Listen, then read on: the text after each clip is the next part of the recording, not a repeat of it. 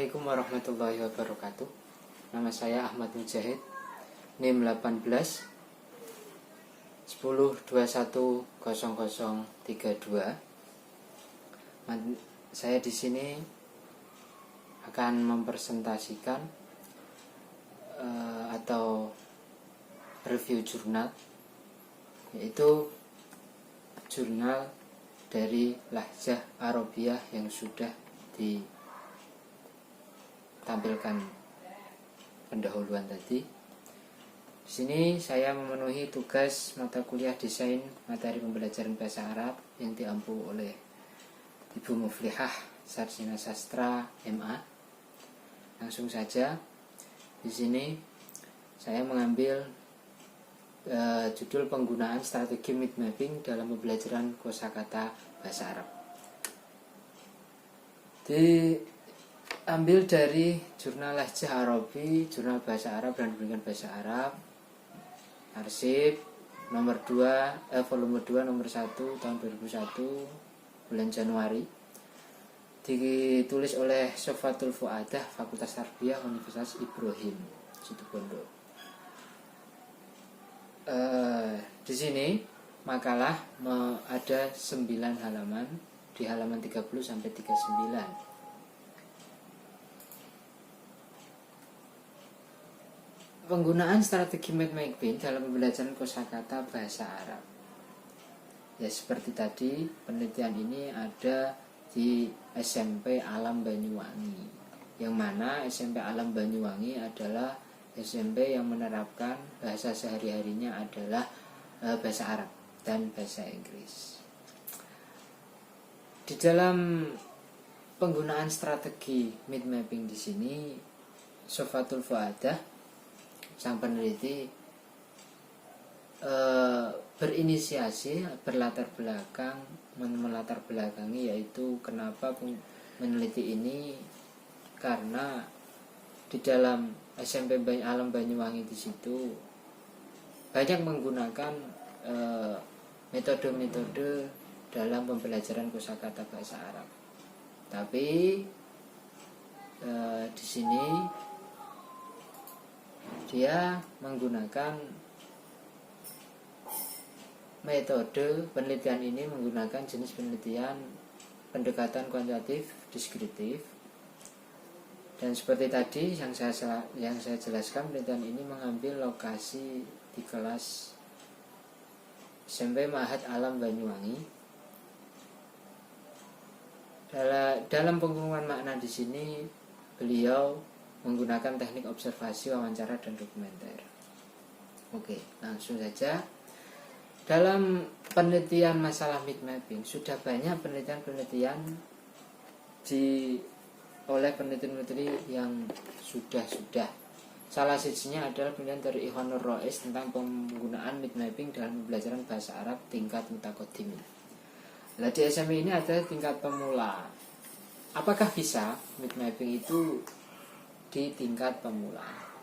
Langsung saja, di sini di makalah ini, di penelitian ini,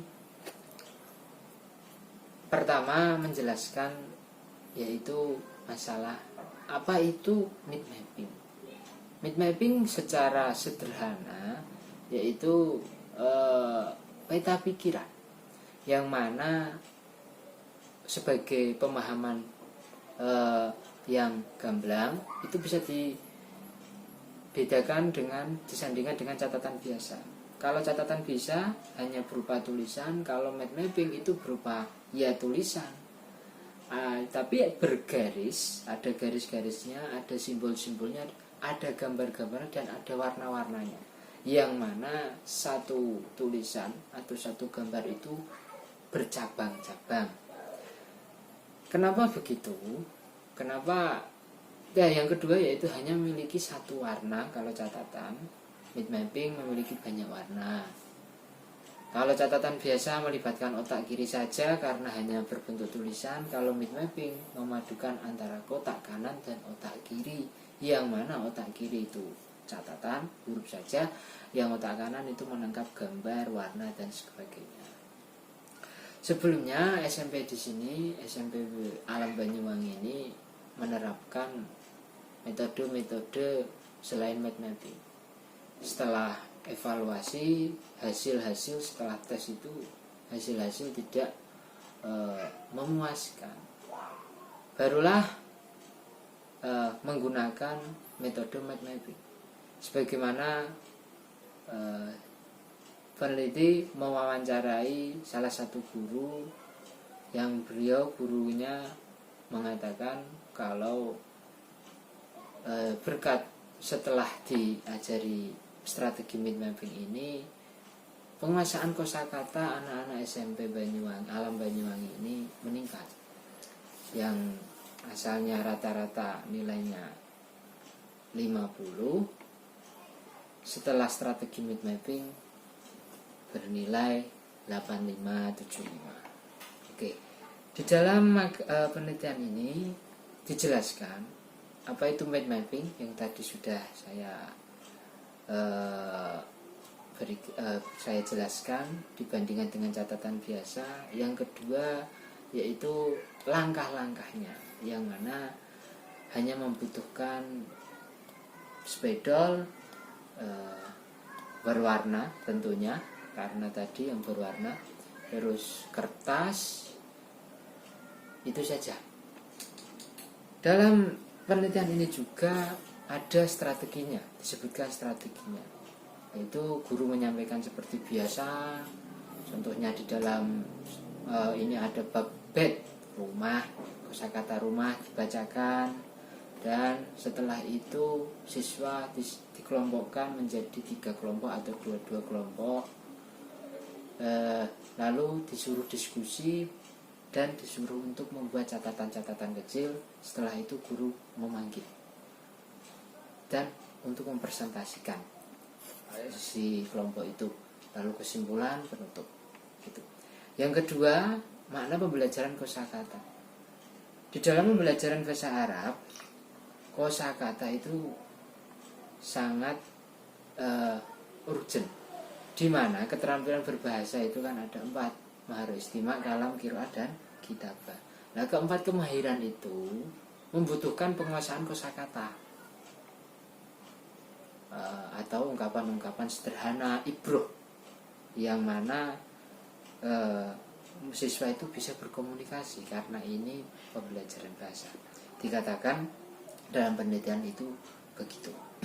Yang kedua, dalam penggunaan strategi mind mapping di dalam Sekolah Alam Banyuwangi sendiri, yang mana si guru itu harus cerdik-cerdiknya, harus menguasai medianya, menguasai metodenya. Seperti di sini dijelaskan langkah-langkahnya.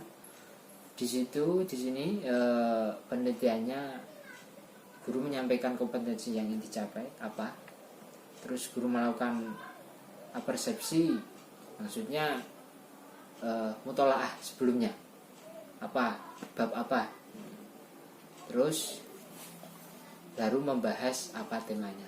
Seperti tadi makna bed, double bed. Setelah itu di dalam bed itu ada kamar, ghurfah, dicabangkan, ghurfah, kamar, ditulis saja, digambar saja. Dan terus di dalam kamar itu ada apa saja, ini dicabang-cabangkan. Nah, dari situ itulah menjadi mind mapping tentang bed. Yang di sini juga peneliti menyebutkan kelemahan dan faktor pendukung atau penghambat dalam pembelajaran kosakata dengan menggunakan mind mapping. Faktor pendukungnya salah satu yaitu di sini disebutkan adalah guru yang menguasai metode, harus, itu faktor pendukung.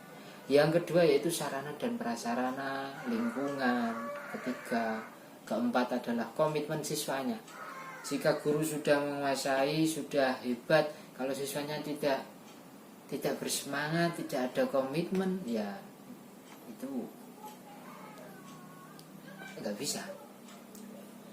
Dan di sini juga menyebutkan faktor penghambatnya, Yaitu nomor satu di sini kemampuan beberapa siswa, latar belakang siswa yang berbeda-beda itu mempengaruhi. Ada yang seperti siswa yang memang di rumah ini pernah TPQ dibandingkan dengan yang belum TPQ, ya pasti ada ketimpangan lah. Yang kedua yaitu beberapa siswa yang menunda-nunda tugas, rosor-rosor, menunda-nunda, itu bisa menjadi faktor penghambat. Hasil dari penelitian ini mengungkapkan bahwa penggunaan strategi mind mapping dalam pembelajaran kosakata dapat meningkatkan perbendaharaan kosakata bahasa Arab siswa. Kenapa? Karena disebutkan tadi mind mapping itu menggunakan otak kiri dan otak kanan. Kalau yang mana otak kanan itu menangkap warna, garis, dan gambar. Kalau otak kiri itu menangkap tulisan saja. Oke, terima kasih. Itu review yang bisa saya ucapkan, bisa saya sampaikan. Akhirul kalam, wallahu muwaffiq ila aqwamit thoriq. Assalamualaikum warahmatullahi wabarakatuh.